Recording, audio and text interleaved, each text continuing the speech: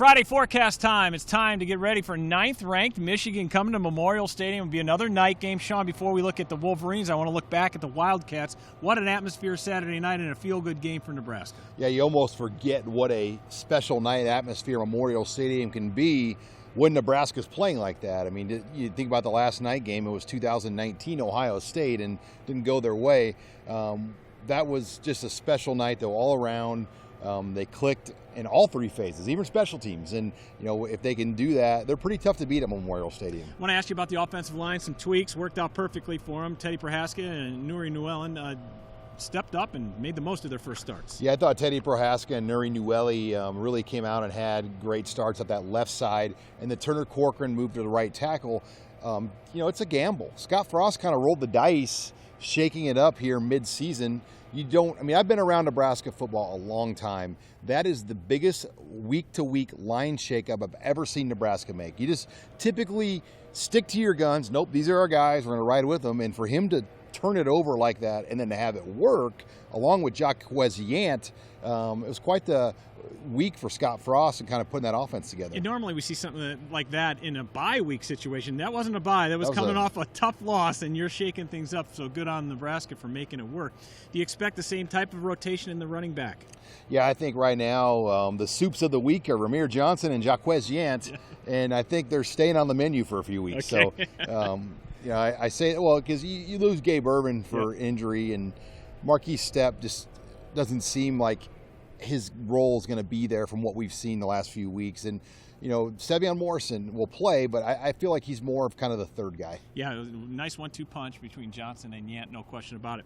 Defensively, the Huskers played another stout performance. They've only given up 17 points, I believe, in 3 home games. It's a pretty amazing stat. They've played very well, especially here at home. Yeah, they really turned it up. And it's amazing, though, you would think their statistics nationally would be higher than they are, right. But it tells you statistically how good the Big Ten is right now, that Nebraska's basically middle of the pack right now in the Big Ten, and they're playing some of the best defense they've played here since they were in the Big 12. Yeah, they're 8th in total defense. Which doesn't add up to me at all. They're giving up 322 a game. 5th in scoring defense. They're giving up 15.5 points a game, and that's just in the Big Ten. So 43rd overall in total defense, 13th in scoring defense. And I mentioned that stat, 136-17, outscoring their opponents in home games. Pretty impressive. Now, they're going to get a test because Michigan comes up, and they are not the same Michigan that we've seen in years past. These guys are for real, 5-0. Yeah, they haven't really played anybody great. I mean, you could argue that Rutgers and Wisconsin are their 2 best wins, and they got Wisconsin coming off maybe the worst loss of the Paul Chryst era, a Notre Dame blowout at Soldier Field, and knocked out Graham Mertz. And, you know, I can argue back, though. Nebraska, I think, is getting Michigan at a good time after a game against Wisconsin. You know, pretty physical, back-to-back road trips for the Wolverines. So this is there's never a good time to get a quality team like Michigan, but I think Nebraska is getting them at the right time on a back-to-back road trip against a physical opponent. Michigan comes in stout defensively in terms of scoring defense, 3rd in the Big Ten, and they're the best against the pass in the league. And they've got Aiden Hutchinson, one of the high-powered prospects that you're going to hear a lot about coming in the years to come on Sundays. Yeah, his Pro Football Focus grade's a 92, which is one of the tops in the country.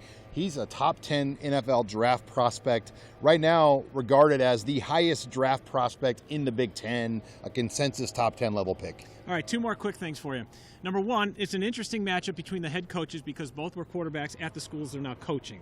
I think that's a unique dynamic, and Scott Frost kind of admitted on Monday that it's a little more personal when you're in that situation. Yeah, both guys have dealt with adversity at times at their places where they thought they'd always be welcomed. And, you know, they've wanted to run Jim Harbaugh to Michigan, and he's all of a sudden kind of got the ship back on course. And obviously Scott Frost has met his fair share of critics too. And it's a unique dynamic because I think going to your alma mater, most would tell you now, it's a lot harder than people realize. Right, no question. And then the last thing I wanted to ask you was something that we saw on Saturday night.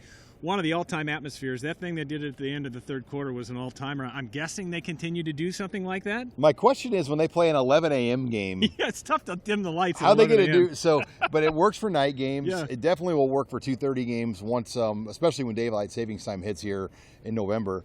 So, yeah, I think that's something that we're going to see Nebraska do.